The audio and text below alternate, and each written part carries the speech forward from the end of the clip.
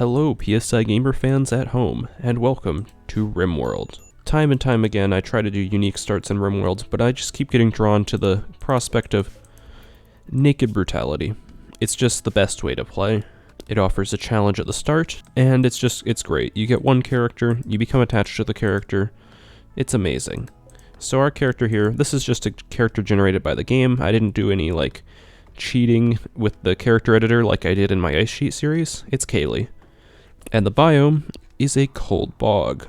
Since this person is just kind of randomly chosen, they are actually absolute trash at their plant skill, so it's going to take them a bit to build this house, but I think they're pretty well rounded in all their other skills.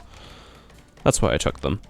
And I think a bad colonist who does good things is a lot better story than a good colonist who does good things. You know what I'm saying? Leave a like if you know what I'm saying. And if you're interested in our ideology with the ideology DLC, it's just pretty basic stuff. There's this one healthcare belief which is added in by the vanilla expanded mod, but it doesn't really change the game too much. It just makes it so that we like being charitable and we like treating people's injuries. And on the first night, we will sleep in the hut of wisdom once we're done building the roof. Unfortunately, this biome is rather cold, so to survive we're going to have to build a little bit of a campfire, I think. We actually might have to get up early to do this because it is 33 degrees in our house and we don't have any clothing on. Anyways, now we can stop freezing. After one problem is gone, we have another, and that is, we are starving. But luckily, there is a pear tree. Unluckily, Kaylee is horrible at plants. She leveled up, but she's still pretty bad. It's going to take her a couple hours to get the pears out of the tree. She failed. No pears. Only sadness. But that's okay, because there's berry bushes over here that she can pick. Hopefully she doesn't fail at this, because she does need some kind of food. Awesome, we got berries. Our next order of business will of course be to get some rice crops. Kaylee will not really enjoy planting these necessarily, due to her poor plant skills, but without them we might starve, as the berries won't be edible forever. Luckily there is an abundance of wood, so temperature regulation shouldn't be too big of an issue. Another project we can work on while we're inside in our warm house is the construction of a bow, because once we have a short bow, we might be able to defend ourselves and go hunting, because hunting might be a little bit more reliable than farming for now. Our bow was normal, and so we shall be shooting. It's been like a day, and we still haven't been able to plant any rice because she's had to clear all these trees out of the way. While we wait for the rice to be planted, we do need to actually eat still, so it's back to the berry bushes for us. Alright, finally we may sow the first seeds of rice. And our first threat approaches. A local rat has gone manhunter, and we have no choice but to fight. Who will come out on top? Find out next time.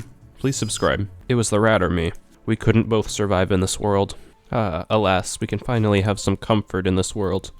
A bed. In addition to this, there are some local animals. And though Kaylee is really bad at cooking, as she is at plants, she might be able to get some fast food from this deer. Wow, that was easy enough. Looks like meat is back on the menu. Large amounts of meat. The best. Only the greatest for Kaylee. It is finally summer. In the nighttime we won't freeze anymore, so long as we have a torch in our room. And though Kaylee isn't the smartest one in the bunch, I do think we might want to get on with some research work soon, so that we might have a brighter future ahead of us. Though according to old tradition, before any research can take place, you must first have steel. And due to Kaylee's somewhat average mining skills, we will soon have enough steel to make a research bench, from which we can do never mind. Kaylee has proven herself unworthy of a research bench until she passes the trial of steel again. Okay, now we can have a research bench.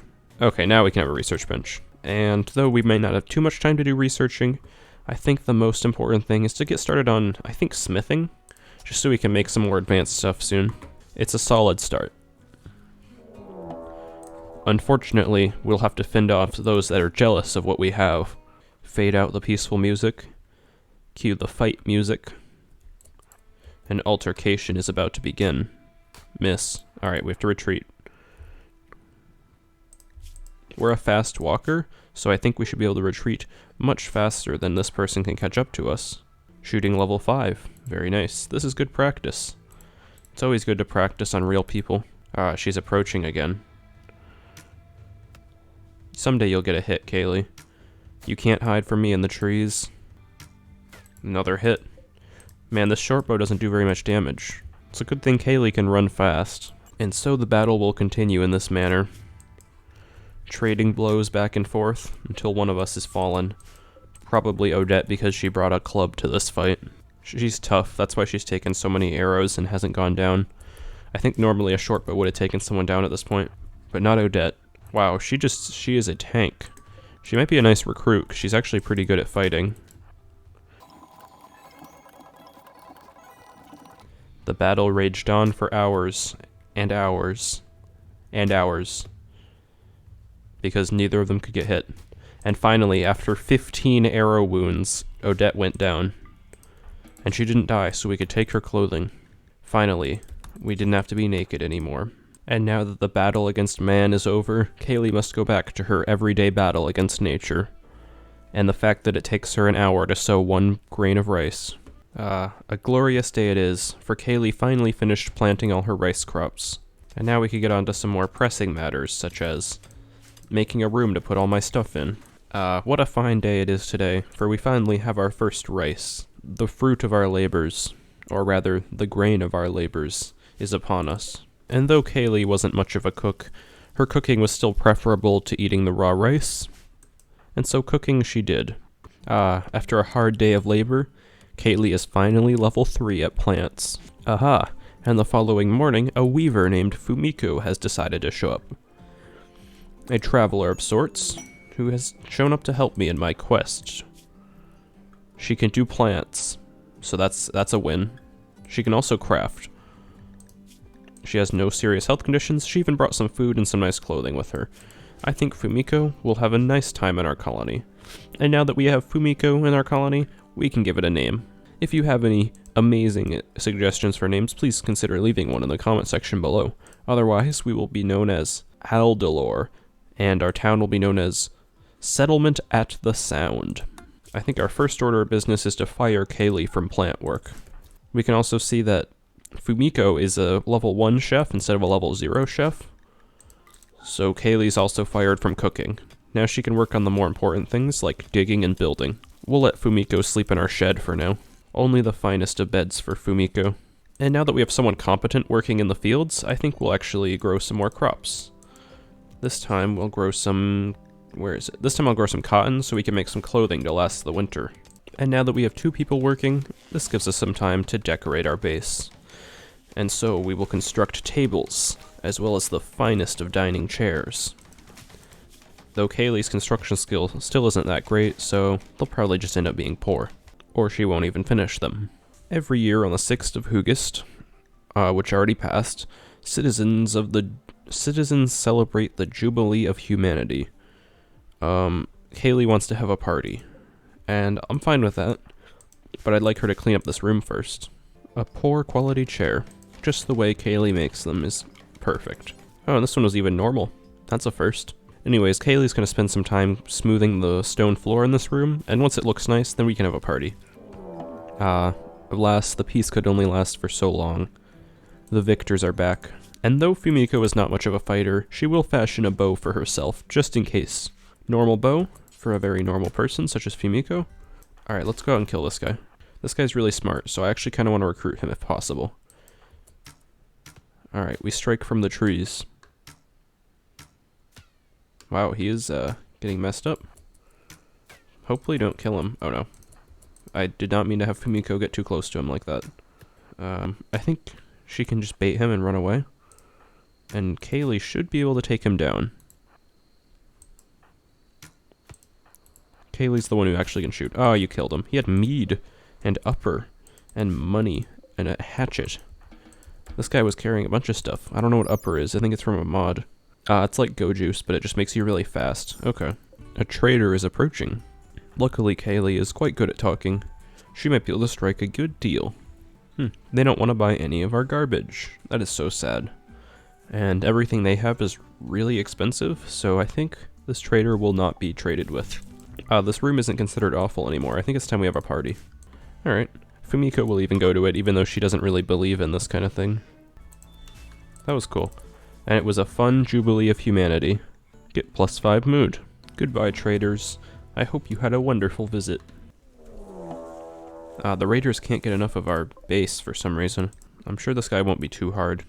He's just a dude with a club, and we have 2 dudettes with bows.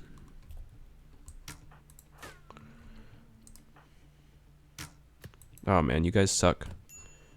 Ah, she's getting clubbed. Run faster. Well, Fumiko is the bait. And now Mantis is changing his focus, and Kaylee is the bait now.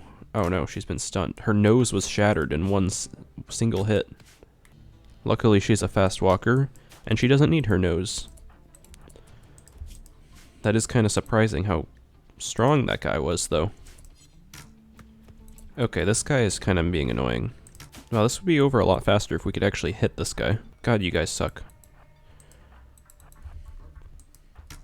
Oh, he's dead. And he had some jade. Nice. Alright, we need medical attention.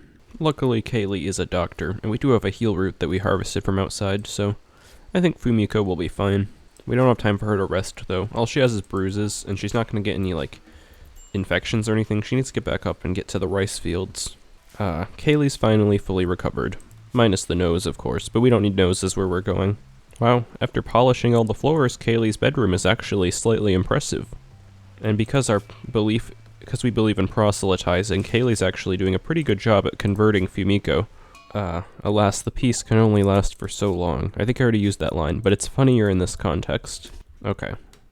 Imagine if Fumiko loses her nose because of this squirrel. Never mind. Fumiko is cracked at shooting. And we will dig a tunnel through the earth for convenience. And it will be glorious.